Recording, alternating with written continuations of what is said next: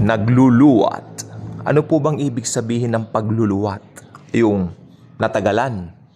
Pag natagalan po, ang siste, magkakaroon naman ng bagong parang kumbaga sa music dance craze, no? Ito yung laging sinasayaw.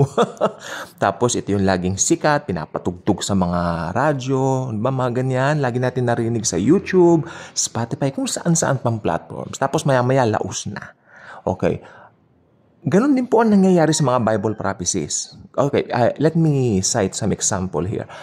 Tanda po ninyo si Rab Shlomo Yehuda, aka Yanuka. Ang Yanuka ay sumikat nung 2022. Teka. Yes, 2022, mga September. Kasabay po nito yung paglabas ng Red Hyper, di ba? And then, yung mga chika na binibuild na yung, anong tawag dito? Yung third temple ng mga Hudyo. Okay? So, itong gusto ko sabihin sa inyo, while may possibility lahat ng yan, especially si Rab Shlomo, pwede siyang false prophet kung tutuusin. Fit na fit po siya doon sa mga sinasabi ng Bible, especially sa Book of Revelation, na ito nga po yung pwedeng sabihin natin ito yung false prophet. And then, namatay na naman yung issue. Wala nang nababanggit tungkol sa Yanuka. Tignan nyo, sumikat siya ng September. Pagpasok pala ng January 2023, may mga bago na naman tayong issues. So, natabunan, no? Natabunan, nagluwat, no? So, parang, iba na naman ang pinag-uusapan. Until ito nga pong nakaraan lang po noong Oktubre, nagkaroon po ng giyera sa Israel, no? Sa mga karatig bansa nito. Ito na naman po, nabuhay na naman yung gana ng mga mahilig sa Bible prophecy. Hindi kayo mag-rapture na? Hindi kayo mag-gera na?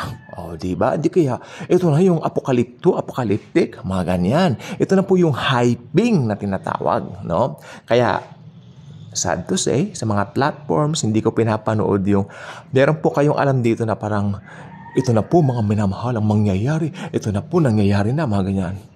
Lahat na lang mangyari, puro nangyayari na. Itong gusto ko po sabihin po sa atin. Focus on Jesus. Focus on the Bible. While ako mahilig ako ng mga Bible prophecy, kaya pansin niyo na tumigil po ako. Alam niyo ba tumigil po ako? Paano tumigil na naman po yung mga ganyan, mga haka-haka?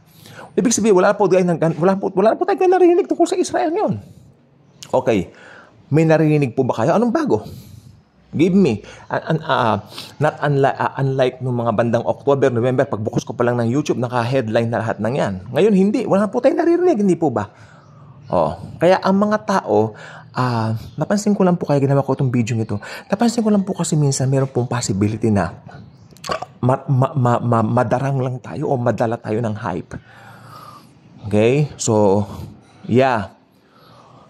Pero may gusto ko sabihin sa inyo. Okay? Like for example, sumikat, nawala. Tapos pag nawala na, parang balik na naman. BSDU, balik sa dating ugali yung mga tao. Tulad nung po nung 1990 earthquake, Nagkaroon po ng July 16, 1990 earthquake. Napakalakas po ng lindol yan. Parang the big one na po. Kukonsider po natin yun, Pagkatapos po nun, balik sa dating ugali ang mga tao. Okay? Ito po ang gusto kong sabihin sa ating lahat. Mangyayari at mangyayari ang nakasulat sa Bible. Walang makapipigil ng rapture. Anytime, mag-rapture sa gustong panahon ni Jesus. Hindi yung gustong panahon natin. Sa takdang panahon ni Jesus Christ, ira-rapture niya ang church para hindi naabutin nito yung paglitaw ng Antikristo at pagsisimula ng Great Tribulation. Tandaan po ninyo, Ito na naman po, I'm not sure if it was yesterday or the other day, Nakita ko po dito po sa YouTube, nakalagay naman ito, sabi niya gano'n na, si gano'n ang Antikristo. Naku naman po ako, tawa na lang ako ng tawa, sabi ko, masasayang lang ang oras ko sa mga ganyan. Huwag nating sayangin ang oras natin. Share the good news, share the gospel, share the love of the Savior, the Lord Jesus Christ. Yan po ang mahalaga. Yan ang katawagan nating mga Kristiyano. To share the love of Jesus. Nakakatuwa po na sa lahat ng ito, alam natin, kasama natin ang Panginoong Hesukristo. Alam natin na ito magpapaskong ito, ibang-ibang araw po. Marami po akong nakausap.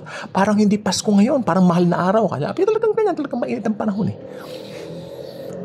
Ibang-iba ang panahon. Napakainit po ng panahon. And yet, mainit kay malamig, kasama natin si Jesus. So, nabulol na ako. Kaya kung hindi pa kayo subscriber sa channel na ito, I invite you to do so. click the notification bell, share the video, share the love of Jesus Christ, our Savior. Thank you, and Jesus truly loves us all.